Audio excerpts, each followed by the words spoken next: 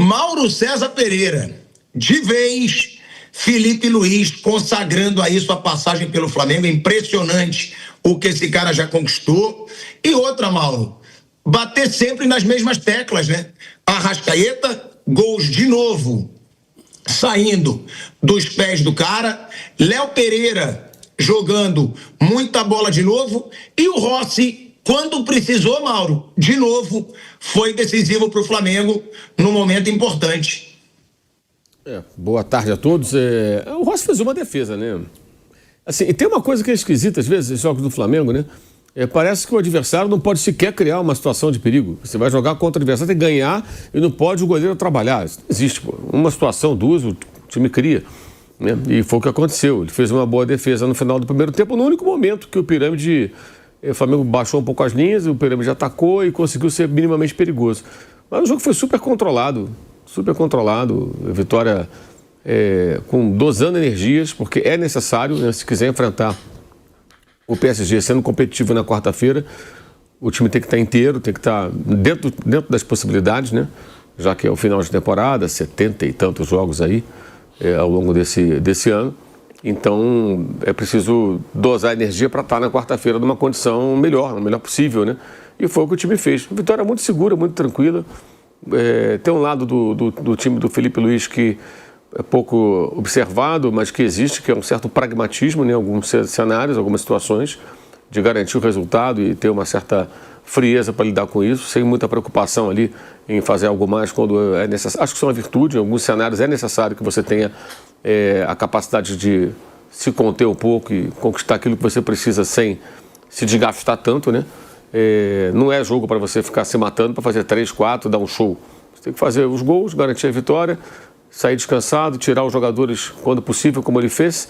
Para quarta-feira aí sim, você vai ter um embate muito mais difícil, né? E claro, tem que tentar vencer o jogo, tem que tentar ganhar. Por mais difícil que possa ser, não é impossível. Então você tem que tentar ganhar. Muito difícil o retrospecto mostra isso, né? Os brasileiros, em algumas ocasiões, nem chegaram a enfrentar o europeu e quando enfrentaram, perderam. Isso já há mais de uma década que isso se repete.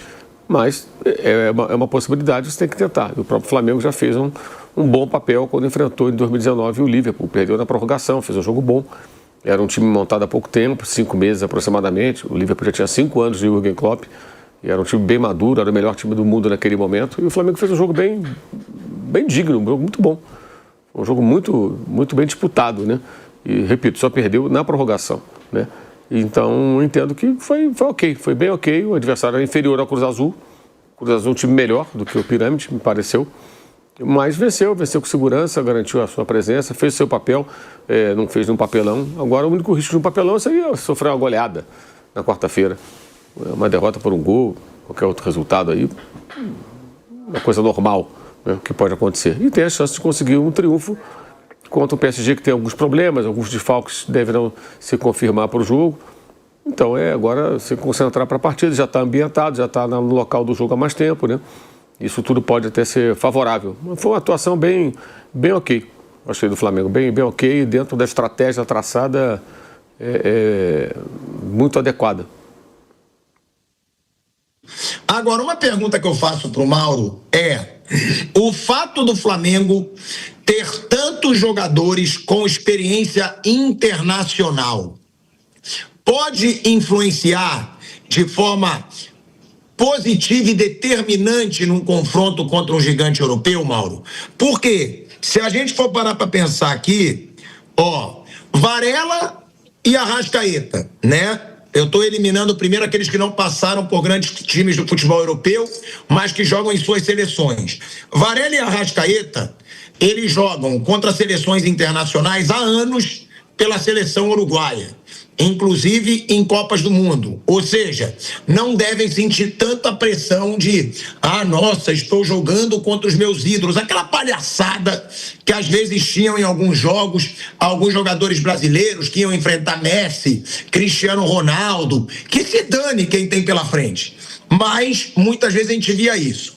Aí a gente tem também Pedro, que já jogou Copa do Mundo por seleção brasileira, né? Eu estou indo por essa eliminação de jogadores de seleções. A gente tem Pulgar, que já jogou contra grandes seleções pela seleção do Chile. E aí, tirando esses caras, vamos lá, a gente tem Alexandre, jogou em só clube gigante da Europa. Danilo jogou em clubes gigantes da Europa, inclusive campeão de 2 Champions Leagues pelo Real Madrid. Jorginho, né, campeão de Eurocopa pela seleção italiana, campeão de Champions e campeonato inglês pelo Chelsea, jogou no Arsenal e, além disso, foi o 3º melhor jogador do mundo, né? É outro jogador também que tem muita história aí pelo futebol europeu. Felipe Luiz, um cara que passou a vida inteira enfrentando o Real Madrid, enfrentando o Barcelona e depois disputou Premier League e Champions pelo Chelsea. Isso faz diferença, Mauro, na sua opinião? Isso pode estar alimentando um pouco mais de confiança dos torcedores no Flamengo ou não? É apenas pelo futebol e pela maturidade que o Flamengo vem mostrando. E outra, Mauro, qual o tamanho que o Felipe Luiz chega no seu primeiro ano de carreira, né? Porque você, como eu, ficou muito revoltado com palhaçadas que a gente vê na mídia e em redes sociais sobre o Felipe Luiz. Mas, cara, é impressionante. Eu vou até usar uma palavra que você pode falar, olha, você com a sua euforia. Mas o gigantismo que o Felipe Luiz chegou no seu primeiro ano como técnico de um time profissional. O Flamengo ergueu, assim, não estou dizendo que são 8 títulos relevantes, mas um fato, o Flamengo com o Felipe Luiz levantou 8 vezes troféu, 8 troféus diferentes. Não é pouca coisa, né? Desde Libertadores e Brasileiro, a Supercopa e agora essas 2 taças lá no Catar, né? Cada jogo é uma taça. Então são 8 taças que o Flamengo conquistou, né? É um negócio impressionante. 38 rodadas, o mata-mata internacional como a Libertadores, Campeonato Estadual, ganhou a Copa do Brasil, ele ainda é o campeão da Copa do Brasil, né? Será por pelo menos mais uma semana, até que o campeão desse ano seja conhecido. É um tamanho gigantesco, né? É um trabalho muito bom. Os babacas aí do estagiário e outras coisas são os idiotas, apenas isso, gente ignorante que aparece na rede social. Claro que ele eventualmente comete seus erros, pode ser criticado como qualquer um de nós, né? Qualquer pessoa, qualquer profissional pode cometer um erro, ou alguém pode ter uma opinião sobre o trabalho e não gostar e criticar, isso é do jogo. Mas daí a desqualificar o sujeito, como se ele não fosse competente, isso é uma imbecilidade sem tamanho. Sobre o Flamengo e a sua experiência, depende.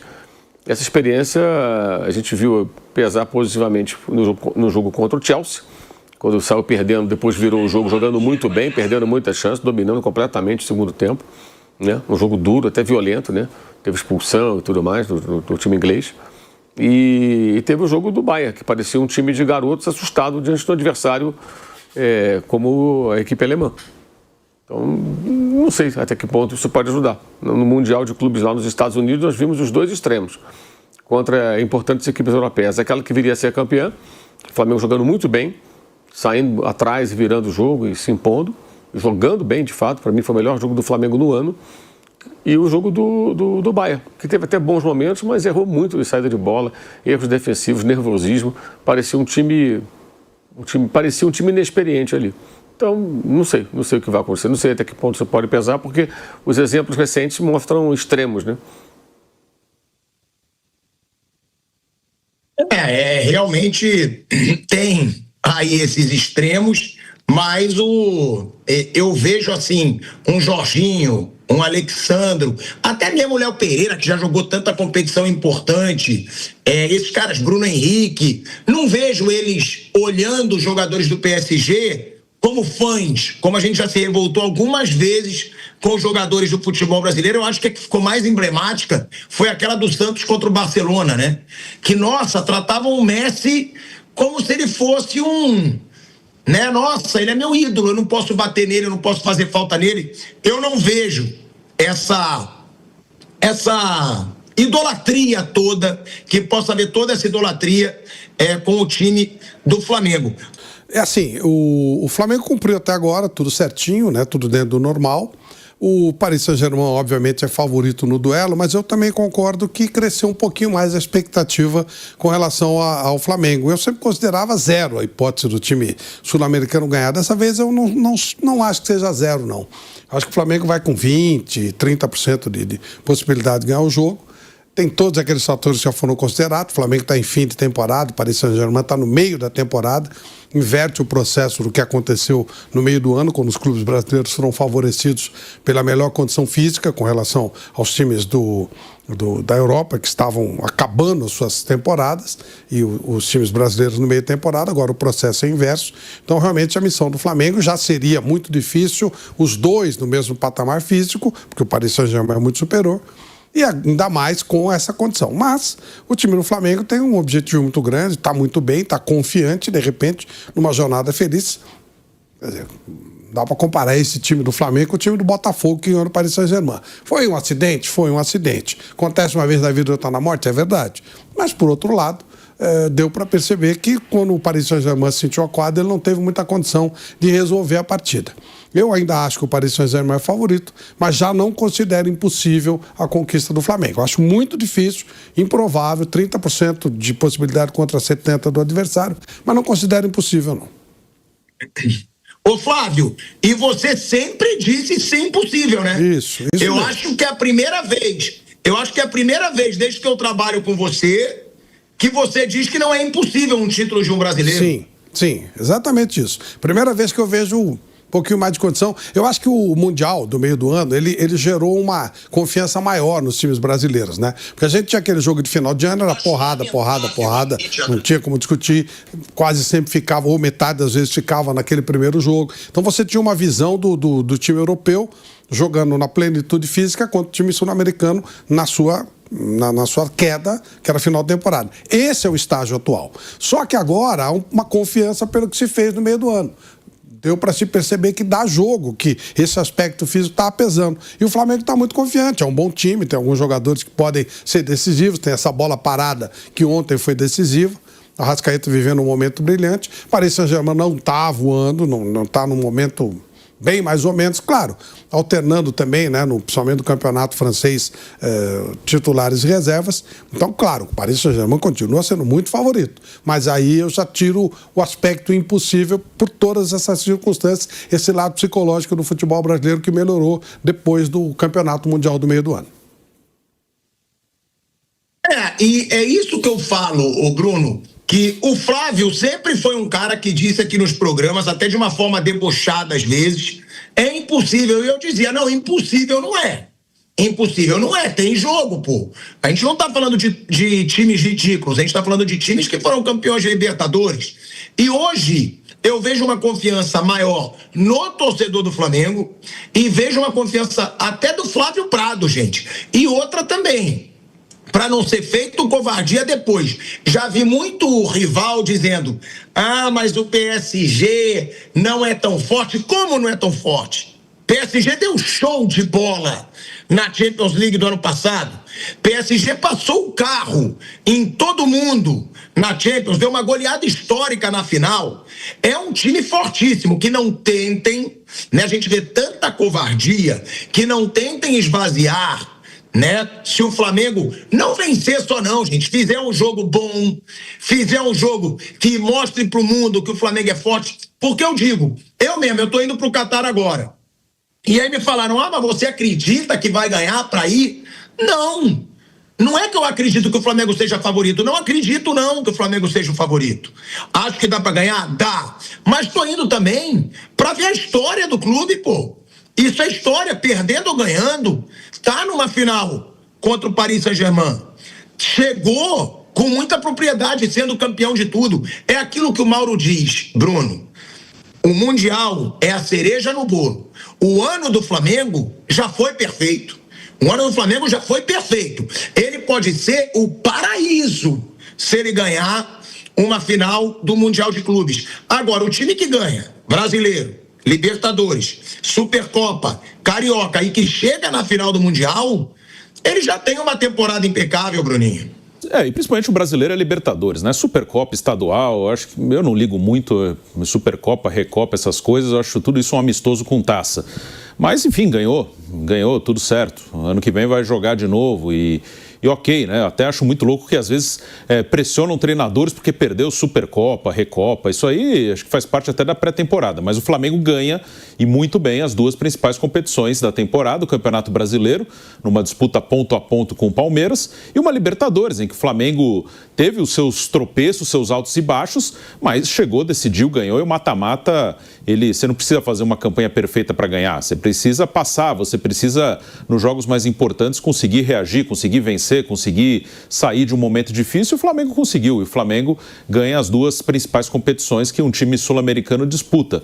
Então, agora ele tem um jogo com o Paris Saint-Germain. Acho sim que a Copa do Mundo de Clubes, no meio do ano, ela tem alguns impactos.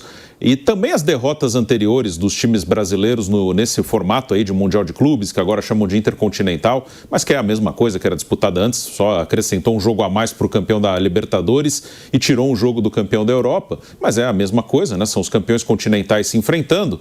Acho que aquelas derrotas, que já foram 7 de times sul-americanos, aí não só brasileiros, tem derrota do River Plate e do Atlético Nacional também, essas derrotas, 7 derrotas antes de decisões para times de outros continentes, acho que já tiraram aquele peso. Não, se perder para o time mexicano, para o africano, para o asiático, é uma vergonha, é um papelão. Como foi encarada a derrota do Inter para o Mazembe, porque era a primeira.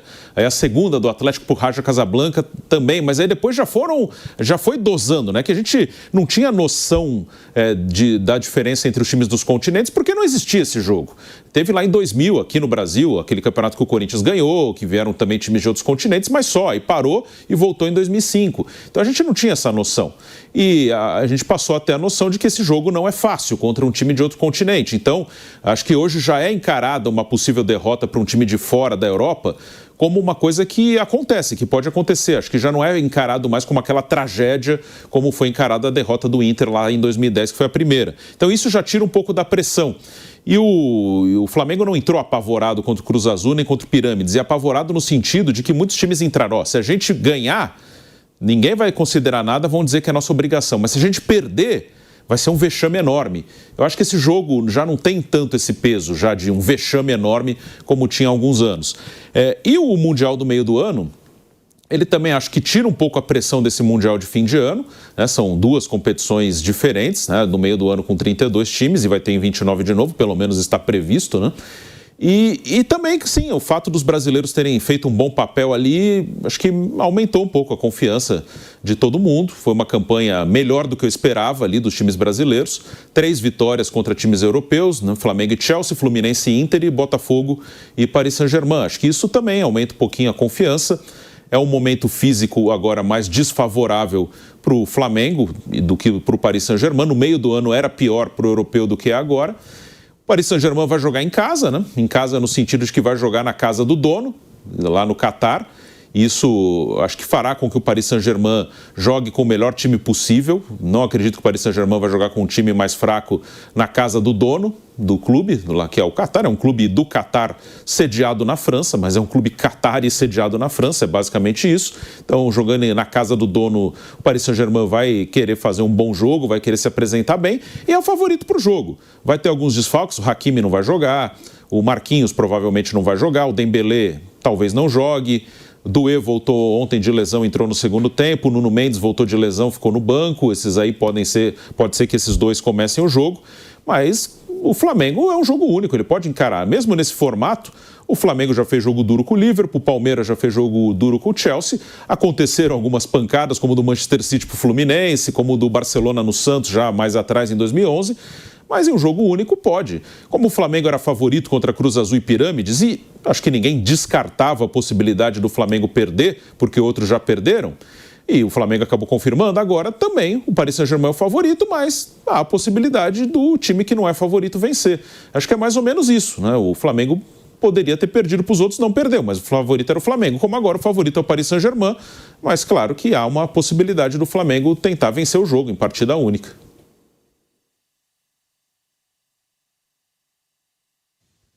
É um jogo que, claro, sempre o europeu é o favorito. Agora, trazendo números, tá, do Flamengo, números impressionantes do Flamengo nessa temporada, o Flamengo ele vai realizar o seu jogo de número 78 nessa temporada contra o PSG.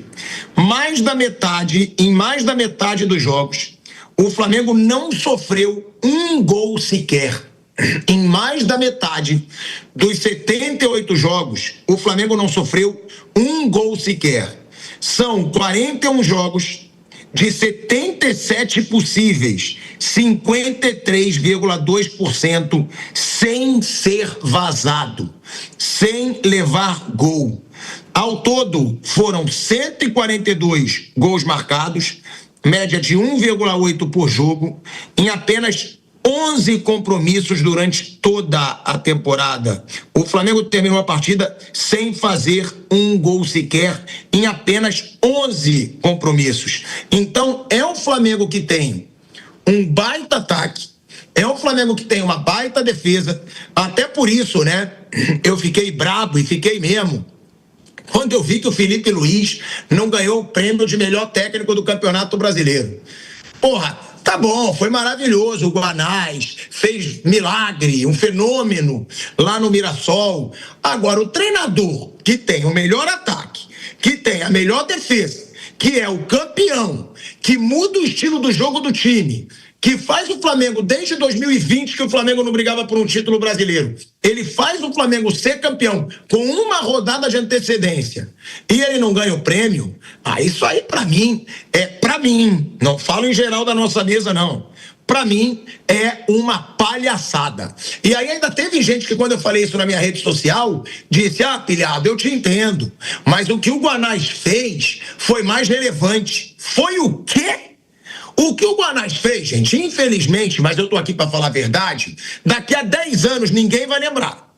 O que o Felipe Luiz fez vai ficar para a história do futebol brasileiro. É o 9º campeonato brasileiro do Flamengo. Aí quer me falar que o que o Guanais fez vai ser mais relevante? Agora, esses números do Flamengo, eles são impressionantes, Flávio. E isso chama atenção para um detalhe. O Felipe Luiz, ele fez o Flamengo ter um estilo de jogo, ele fez o Flamengo jogar do jeito que o seu torcedor gosta, na maioria das vezes de forma ofensiva, mas o Felipe Luiz conseguiu, Flávio Prado, ter um time ofensivo, com uma defesa foda. Ou seja, ele conseguiu equilibrar o time do Flamengo. Olha a fase do Léo Pereira, olha a fase do Léo Ortiz, olha a fase do Danilo, olha a fase do próprio Pulgar, né? Jorginho, que eu não preciso nem falar, Alexandro, o Varela tá um gigante também na lateral direita. Ele consegue fazer um Flamengo que joga bem e que tem uma defesa equilibrada, Flávio. Bom, mas um time, para funcionar, ele tem que ser equilibrado.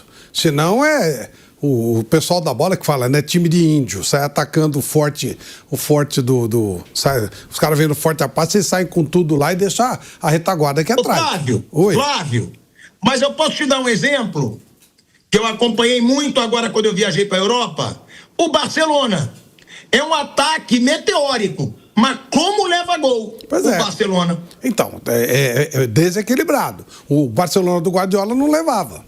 O time tem que ser equilibrado, tem que ser. E aí cada um tem seu jeito de jogar. O Liverpool do Klopp, ele levava poucos gols, ele não era um time com esse poder todo de ofensividade, mas quando ele retomava a bola, ele era rápido. Então o segredo do bom time, nem aquele que fica todo fechado, dando bicão pra frente e jogando no erro, que isso aí é muito simplório, e nem também aquele que sai que nem louco, atacando pra caramba e deixando espaços enormes.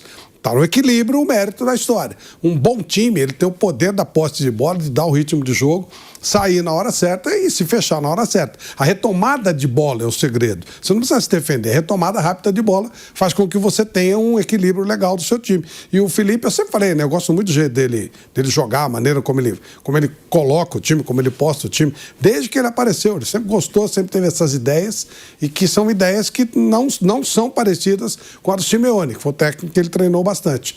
Elas estão mais para Guardiola do que para Simeone. Não é Guardiola. Ninguém é Guardiola, mas mais para a filosofia do Guardiola, retomada rápida de bola, do que propriamente do Simeone, que é um time mais de marcação, mais fechado, mais preocupado em não tomar gol. Ele está mais preocupado com o equilíbrio do time e aí a coisa funciona. Então esse time do Flamengo é um time de equilíbrio.